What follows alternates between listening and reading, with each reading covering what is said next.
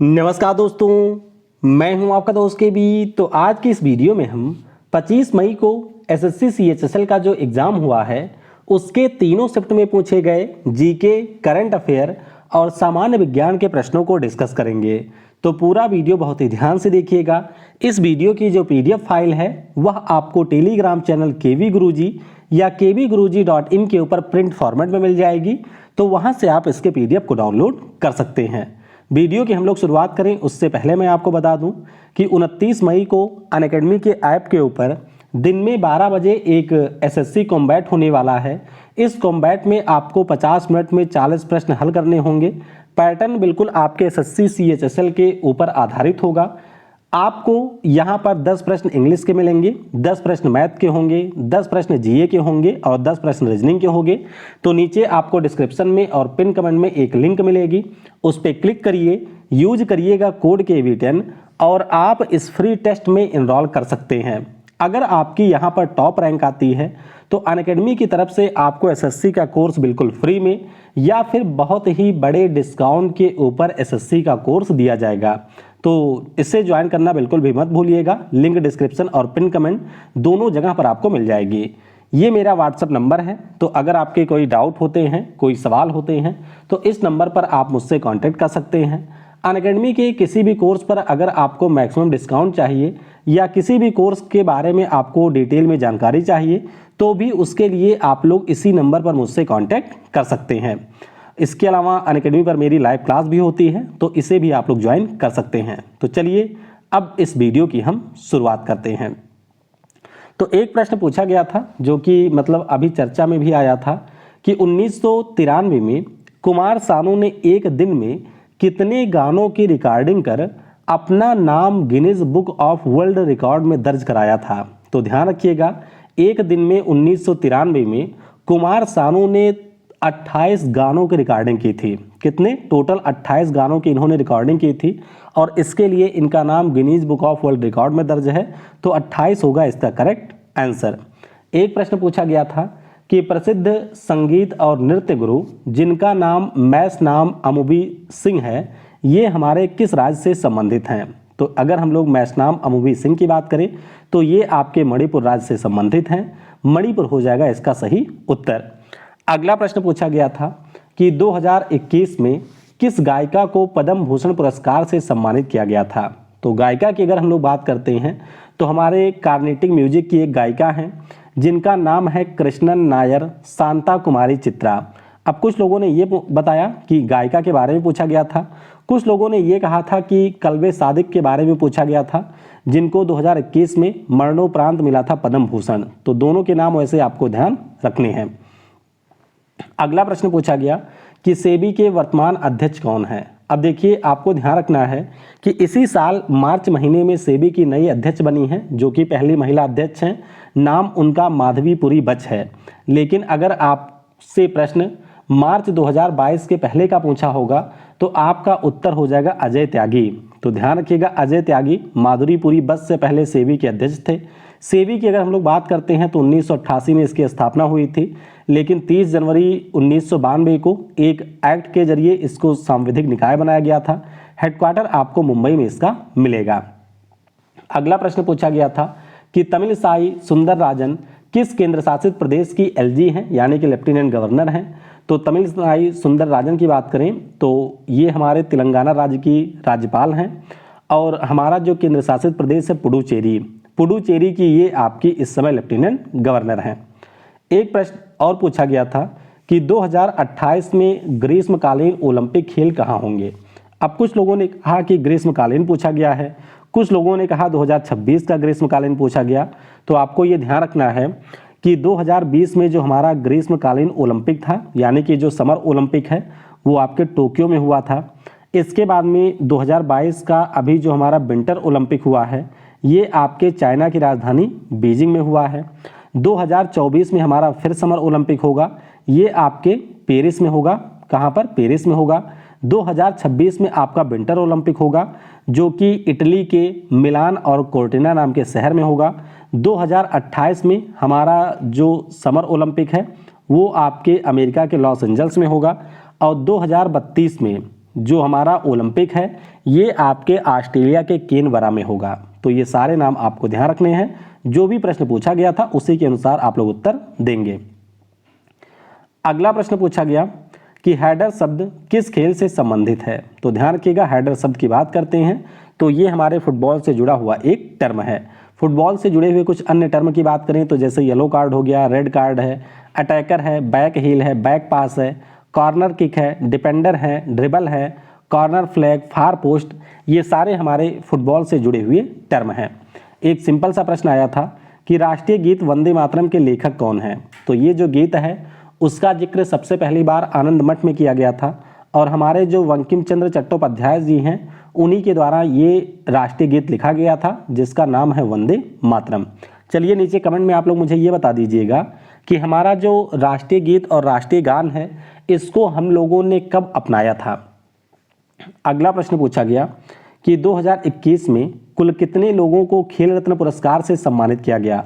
तो 2021 की बात करें टोटल आपके 12 लोग ऐसे हैं जिनको खेल रत्न पुरस्कार मिला था। एक बार नाम भी आप लोग देख सकते हैं, नीरज चोपड़ा, रवि कुमार, लवलीना बोरगोहेन, श्रीजेश पीआर यानी कि जो गोलकीपर हैं हॉकी वाले, बाकी 5 तो हमारे पैरा गेम से जुड़े हुए खिलाड़ी हैं जैसे कि अवनी लेकारा, सुमित अंटिल, प्रमोद भगत, कृष्णा नगर और मनीष नरवाल। क्रिकेट की पहली खिलाड़ी मिताली राज, फुटबॉल में हमारे पहले सुनील छेत्री और हॉकी टीम के कप्तान मनप्रीत सिंह। इन 12 लोगों को पिछले साल खेल रत्न पुरस्कार से सम्मानित किया गया था।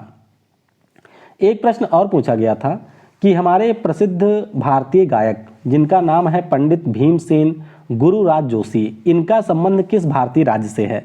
तो ध्यान रखिएगा ये आपके कर्नाटक राज्य से संबंधित हैं। एक प्रश्न और पूछा गया कि झवेरी बहनों का संबंध किस डांस से है। कई बार मैं आपको बता चुका हूं इन बहनों के बारे में। ये जो हमारी 4 बहनें हैं इनका संबंध मणिपुरी डांस से हैं। नाम इनके क्या हैं तो इनके नाम है दर्शना, रंजना, नैना और सुवर्णा। और अगर हम लोग मणिपुरी में एक बहुत ही महत्वपूर्ण नाम की बात करें तो वो हमारे गुरु विपिन सिंह हैं। ध्यान रखिएगा ये 5 लोग ऐसे हैं जिन्होंने हमारे मणिपुरी क्लासिकल डांस को पॉपुलर किया हुआ है। अगला प्रश्न पूछा गया कि हरिप्रसाद चौरसिया किस वाद्य यंत्र से संबंधित हैं। तो हरिप्रसाद चौरसिया जी के बारे में ध्यान रखिएगा, ये हमारे फ्लूट बजाते हैं यानी कि बांसुरी के ये वादक हैं। तो बांसुरी इसका हो जाएगा करेक्ट उत्तर। अब हमारे देश में कई सारे आपको बांसुरी वादक मिल जाएंगे जैसे कि पन्नालाल घोष हैं, शशांक सुब्रमण्यम हैं, चेतन जोशी हैं, रोनू मजूमदार हैं, राकेश चौरसिया, रघुनाथ सेठ, बी शंकर राव, ये सारे हमारे बांसुरी से संबंधित हैं। अगला प्रश्न पूछा गया कि यामिनी कृष्णमूर्ति का संबंध कौन से डांस से है। बहुत बार हम लोग कर चुके हैं। यामिनी कृष्णमूर्ति की बात करें तो ये हमारे भरतनाट्यम डांस से संबंधित हैं। भरतनाट्यम की बात हुई है तो आपको ये ध्यान रखना है कि हमारा जो सबसे पुराना क्लासिकल डांस है वो भरतनाट्यम ही है। ये आपके तमिलनाडु राज्य का डांस है। और भरतनाट्यम के कुछ अन्य कलाकारों की बात करें तो मल्लिका साराभाई हमारी हैं, लक्ष्मी विश्वनाथन, सोनल मानसिंह, यामिनी कृष्णमूर्ति, प्रतिभा प्रहलाद, मृणालिनी साराभाई और पदम सुब्रमण्यम, ये सारे हमारे भरतनाट्यम से जुड़े हैं। अगला प्रश्न पूछा गया कि CHCl3 किसका सूत्र है। तो सिंपल सा फार्मूला है, जब आप लोग यहाँ पर मीथेन में 3 हाइड्रोजन को रिप्लेस कर देते हैं क्लोरीन से तो जो हमारा कंपाउंड बनता है उसी का नाम होता है क्लोरोफॉर्म। और ये आपका फार्मूला है। आपको पता होना चाहिए कि क्लोरोफॉर्म का यूज मुख्य रूप से किसी को बेहोश करने में यानी कि मेडिकल फील्ड में निश्चेतक के रूप में किया जाता है। अगला प्रश्न पूछा गया था सिंपल सा कि दाब की SI इकाई क्या होती है। तो दाब की जो SI इकाई है वो हमारी होती है पास्कल। फिर एक प्रश्न था कि फ्लोरीन, क्लोरीन, ब्रोमीन, आयोडीन, एटर्टिन, ये हमारे कौन से वर्ग समूह के तत्व हैं। आपको पता होना चाहिए कि हमारे पीरियोडिक टेबल में टोटल आपको 18 समूह मिलेंगे। 18वें समूह में आपको हमारे इनर्ट गैसें देखने को मिलेंगी। 18 के एक स्थान आप पहले आएंगे 17वें समूह में। तो 17वें समूह में ये सारी गैसेज आपको देखने को मिलेंगी, मतलब ये सारे एलिमेंट हमको देखने को मिलेंगे। आपको ध्यान रखना है कि इन एलिमेंट की खास बात ये होती है कि इनके आखिरी कोष में 7 इलेक्ट्रॉन पाए जाते हैं। तो ध्यान रखिएगा ये सारे आपको 17वें ग्रुप में मिलेंगे। अगला प्रश्न पूछा गया कि क्षय रोग यानी कि जो ट्यूबरकुलोसिस होता है इससे हमारे शरीर का कौन सा अंग प्रभावित होता है। तो ट्यूबरकुलोसिस जिसे आप लोग क्षय रोग या टीबी भी कहते हैं, इससे हमारा फेफड़ा यानी कि लंग प्रभावित होता है। आपको पता होना चाहिए कि जो क्षय रोग है ये बैक्टीरिया से होने वाला एक रोग होता है और इसके बैक्टीरिया का नाम होता है माइकोबैक्टीरियम ट्यूबरकुलोसिस। क्या नाम है? माइकोबैक्टीरियम ट्यूबरकुलोसिस इसके बैक्टीरिया का नाम है। एक प्रश्न और पूछा गया कि 2021 में किसकी अध्यक्षता में ब्रिक्स सम्मेलन का आयोजन किया गया था? तो हमारा देश भारत 2021 में ब्रिक्स समूह का अध्यक्ष था और पीएम नरेंद्र मोदी की अध्यक्षता में 2021 में ब्रिक्स सम्मेलन का आयोजन हुआ था। ध्यान रखिएगा, अगर हम लोग इस साल यानी कि 2022 की बात करते हैं तो चाइना आपके ब्रिक्स समूह का इस साल अध्यक्ष है। अगला प्रश्न पूछा गया था कि प्रकाश संश्लेषण के लिए आवश्यक अवशोषक पदार्थ कौन सा है? देखिए, प्रकाश संश्लेषण की बात करें तो मुख्य रूप से हमें 3 चीज़ों की ज़रूरत होती है। एक तो हमें चाहिए सनलाइट, दूसरा हमको चाहिए कार्बन डाइऑक्साइड और तीसरा चाहिए यहाँ पर पानी। अब जो भी ऑप्शन आपका दिया गया था उसी के अनुसार आप इसे टिक करेंगे। फिर एक प्रश्न पूछा गया था कि कोबाल्ट हमारे किस समूह का तत्व है? आपको पता होना चाहिए कि कोबाल्ट का एटॉमिक नंबर होता है 27 और 27 एटॉमिक नंबर का मतलब है कि ये आपके डी ब्लॉक का एलिमेंट है। अगर हम इसके ग्रुप की बात करते हैं तो ये आपको 9वें ग्रुप में देखने को मिलेगा और आवर्त की बात करते हैं तो इसका आवर्त है 4था। सिंबल इसका होता है CO, यानी कि CO को हम लोग रिप्रेजेंट करते हैं कोबाल्ट के लिए और इसकी परमाणु संख्या होती है 27। फिर एक प्रश्न पूछा गया था कि जो हमारे रेड फंगस होते हैं ये किस प्रकार से प्रजनन करते हैं? तो आपको पता होना चाहिए कि फंगई की अगर हम लोग बात करते हैं तो मुख्य रूप से इनमें मतलब सेक्सुअल और असेक्सुअल दोनों प्रकार से रिप्रोडक्शन होता है, लेकिन सबसे ज़्यादा जो इनके अंदर रिप्रोडक्शन होता है वो स्पोर फॉर्मेशन के द्वारा होता है। अब एग्जैक्ट ऑप्शन इसमें क्या दिया गया था, किस प्रकार से ये प्रश्न था, उसके अनुसार आप इसका उत्तर करेंगे। अगर किसी के शिफ्ट में ये प्रश्न आया था तो वो एग्जैक्ट प्रश्न क्या था नीचे बता सकते हैं। फिर एक प्रश्न आया था कि संसद की जो लोक लेखा समिति होती है इसका कार्यकाल कितने वर्ष का होता है? तो सिंपल सा प्रश्न है, 1 साल का इसका कार्यकाल होता है। फिर एक प्रश्न पूछा गया था कि इनमें से कौन संसद की कार्यपालिका का हिस्सा नहीं है? तो कई सारे इसमें ऑप्शन दिए गए थे, जैसे कि प्रधानमंत्री, राष्ट्रपति, मंत्रिपरिषद, लोकसभा का अध्यक्ष। तो ध्यान रखिएगा, कार्यपालिका का हिस्सा लोकसभा का अध्यक्ष नहीं होता है, बाकी प्रधानमंत्री, राष्ट्रपति, मंत्रिपरिषद ये हमारे कार्यपालिका के हिस्से हैं। अगला प्रश्न पूछा गया था कि संविधान के किस अनुच्छेद के अंतर्गत सुप्रीम कोर्ट एक अभिलेख न्यायालय के रूप में कार्य करता है? तो आपको पहले ये ध्यान रखना है कि हमारे भारत का जो संविधान 124 है उसके अंतर्गत ही ये कहा गया है कि हमारे देश का जो सुप्रीम कोर्ट है, मतलब हमारे देश में एक सुप्रीम कोर्ट होगा, ये 124 में कहा गया है। और संविधान का जो अनुच्छेद 129 है इसी में ये प्रावधान है कि हमारे सुप्रीम कोर्ट के द्वारा दिए गए निर्णय के जो भी रिकॉर्ड होंगे वो सारे रिकॉर्ड यहाँ पर संरक्षित किए जाएंगे। तो ये प्रावधान 129 में दिया गया है।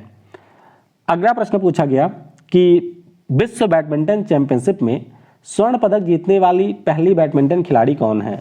तो ये प्रश्न वैसे भी कई सारे एग्जाम में आ चुका है। हालांकि ये जो गोल्ड मेडल है वो PV सिंधु ने 2019 में जीता था और आपको ध्यान रखना है कि ये जो टूर्नामेंट है वो स्विट्जरलैंड के बासल नाम के शहर में हुआ था। तो PV सिंधु हमारे देश की एकमात्र और पहली खिलाड़ी हैं जिन्होंने विश्व बैडमिंटन चैंपियनशिप में भारत को स्वर्ण पदक दिलाया हुआ है और ये पदक हमने जीता था 2019 में। फिर एक प्रश्न पूछा गया कि 2023 में 13वें पुरुष विश्व कप का जो आयोजन है ये किस देश में किया जाएगा? तो 2023 यानी कि अगले साल जो हमारा पुरुष विश्व कप है वो अपने देश भारत में आयोजित किया जाएगा। क्रिकेट विश्व कप की बात करते हैं तो ये हर 4 सालों पर होता है। आपको पता होना चाहिए कि 1975 में सबसे पहली बार इसकी शुरुआत हुई थी। हमारे देश भारत ने 2011 और 1983 का वर्ल्ड कप जीता हुआ है। आपको ये भी ध्यान रखना है कि 2026 का जो क्रिकेट वर्ल्ड कप है ये आपके दक्षिण अफ्रीका, जिम्बाब्वे और नामीबिया देशों में होगा और 2031 का जो वर्ल्ड कप है वो फिर से हमारे देश भारत और बांग्लादेश में होगा। तो ये सारे पॉइंट भी आपको ध्यान रखने हैं।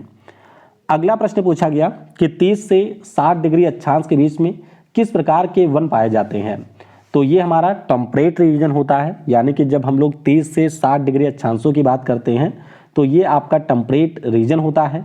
और यहाँ पर जो हमारे फॉरेस्ट होते हैं उनका नाम होता है टेम्परेट डिसिडियस फॉरेस्ट। क्या नाम है? टेम्परेट डिसिडियस फॉरेस्ट इनका नाम होता है। एक प्रश्न और था कि 1970 में रेणु गांव से किस आंदोलन की शुरुआत हुई थी? तो रेणु गांव से जो आंदोलन हमारा शुरू हुआ था इसका नाम था चिपको आंदोलन। आपको पता होना चाहिए कि रेणु गांव उस समय आपके उत्तर प्रदेश में था। हालांकि वर्तमान की बात करें तो ये आपको उत्तराखंड राज्य में मिलेगा। सुंदरलाल बहुगुणा की बात करें तो उन्हीं के द्वारा चिपको आंदोलन की शुरुआत की गई थी। अगला प्रश्न पूछा गया कि आत्मनिर्भर भारत योजना का जो कार्यान्वयन है ये किस वर्ष तक किया जाएगा। तो आत्मनिर्भर भारत रोजगार योजना है जी, ये ध्यान रखिएगा, रोजगार योजना है। तो ये जो रोजगार योजना है इसको 2020 में शुरू किया गया था जब हमारे देश में कोरोना का कहर था, और इसका टारगेट ये था कि 2023 तक हमारे देश में जो भी बेरोजगार टाइप के लोग हैं कोविड के कारण उनको रोजगार दिया जाएगा। तो अगर हम लोग बात करते हैं कि इसका टर्म पीरियड क्या है तो 2020 में ये शुरू हुआ था और 2023 तक ये चलेगा। अगला प्रश्न पूछा गया था कि इनमें से कौन सी पुस्तक अरुंधति राय ने नहीं लिखी है। अब कुछ लोगों ने बताया कि अरुंधति राय की पुस्तक पूछी गई थी, कुछ लोगों ने बताया कि वो जो हमारे 54वें ज्ञानपीठ पुरस्कार विजेता हैं अमिताभ घोष, उनके बारे में पूछा गया था। एग्जैक्ट प्रश्न क्या था फिलहाल आप लोग बताइएगा। अरुंधति राय की पुस्तक वैसे भी काफ़ी ज़्यादा पूछी जाती है। The God of small thing ये कल पूछा गया था जिसके लिए इनको बुकर पुरस्कार भी मिल चुका है। आज़ादी, फ्रीडम, फासिज्म और फिक्शन ये भी इन्हीं की पुस्तक है। माय सेडेशियस हार्ट ये भी इन्हीं की पुस्तक है। वॉकिंग विद द कॉमरेड्स ये भी हमारे अरुंधति राय की ही पुस्तक है। द एंड ऑफ इमेजिनेशन ये भी इन्हीं की पुस्तक है। द डॉक्टर एंड द संत ये भी अरुंधति राय की ही पुस्तक है। फिर एक प्रश्न पूछा गया था कि अभिनव बिंद्रा के द्वारा लिखित पुस्तक का नाम क्या है। तो अभिनव बिंद्रा ने आपके 2 पुस्तकें लिखी हैं जिनमें से पहली है ए शॉट एट हिस्ट्री, तो ये इनकी ऑटोबायोग्राफी है, ये जरूर आप लोग ध्यान रखिएगा। और दूसरी पुस्तक का नाम है डेंटन ऑन द लूज। अब क्या प्रश्न आपसे पूछा गया था उसी के अनुसार आप इसका उत्तर करेंगे। अगला प्रश्न पूछा गया था कि पुस्तक व्हाई आई एम एथिस्ट, इसका ये जो आपकी एक निबंध है इसके लेखक कौन है। तो एक निबंध के तौर पर इस पुस्तक को लिखा गया था हमारे भगत सिंह जी के द्वारा जब ये 1929 में लाहौर के जेल में बंद थे, तो उसी समय इनके द्वारा ये पुस्तक लिखी गई थी। और बाद में ये जो हमारी पुस्तक है वो 27 मई 1931 को द पीपल नाम के अखबार में प्रकाशित की जाती है। तो ये सारे पॉइंट आपको ध्यान रखने हैं। अगला प्रश्न पूछा गया कि मून वॉक पुस्तक किसकी आत्मकथा है। तो आपने नाम सुना होगा माइकल जैक्सन का, जो कि हमारे सिंगर और डांसर थे। मून वॉक पुस्तक जो है वो इन्हीं की आत्मकथा है। अगला प्रश्न पूछा गया कि सोनू सूद के द्वारा लिखी गई जो पुस्तक है आई एम नो मसीहा, इसके सह लेखक कौन हैं। तो ये जो हमारी पुस्तक है इसकी सह लेखक है मीना के अय्यर। ध्यान रखिएगा, आई एम नो मसीहा नाम की जो पुस्तक है ये कोविड के बाद सोनू सूद ने लिखी थी और मीना के अय्यर इसकी सह लेखिका हैं। फिर एक प्रश्न आया था कि वेटिंग फॉर ए वीजा नाम के पुस्तक के लेखक कौन है।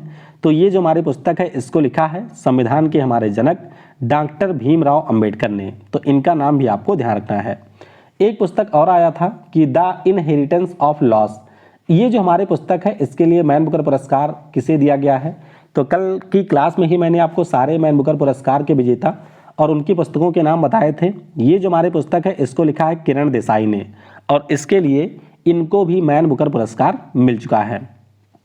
अगला प्रश्न पूछा गया कि 1746 से 48 के बीच पहला कर्नाटक युद्ध किसके बीच में हुआ था। तो ध्यान रखिएगा, पहला जो कर्नाटक युद्ध है ये आपके फ्रांसीसी गवर्नर डुप्ले और कर्नाटक के नवाब उसके अलावा ईस्ट इंडिया कंपनी के बीच में हुआ था। यानी कि कर्नाटक के नवाब और डुप्ले एक तरफ थे और ईस्ट इंडिया कंपनी यानी कि अंग्रेज थे इसमें दूसरी तरफ। एक प्रश्न और पूछा गया था कि किन 2 नदियों के मिलने से गंगा नदी का निर्माण होता है। तो आपको पता होना चाहिए कि उत्तराखंड में हमारी 2 नदियां बहकर आती हैं। एक तो अलकनंदा नदी है, ऐसे ऊपर से आती है, एक भागीरथी नदी है। दोनों आकर के आपस में देवप्रयाग में मिलती हैं और देवप्रयाग के बाद में जब ये नदी आगे बढ़ती है तो इसी नदी का नाम होता है गंगा। तो ये पॉइंट भी आपको ध्यान रखना है।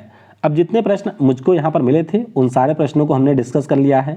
फिर भी अगर ने किसी ने 25 मई को किसी शिफ्ट में एग्ज़ाम दिया हो और कुछ प्रश्न उसे याद हैं तो वह नीचे कमेंट में उन प्रश्नों को लिख सकता है। जब मैं इसकी PDF अपलोड करूँगा तो उन प्रश्नों को भी उसमें शामिल कर दिया जाएगा। Thanks for watching. जय हिंद, जय भारत।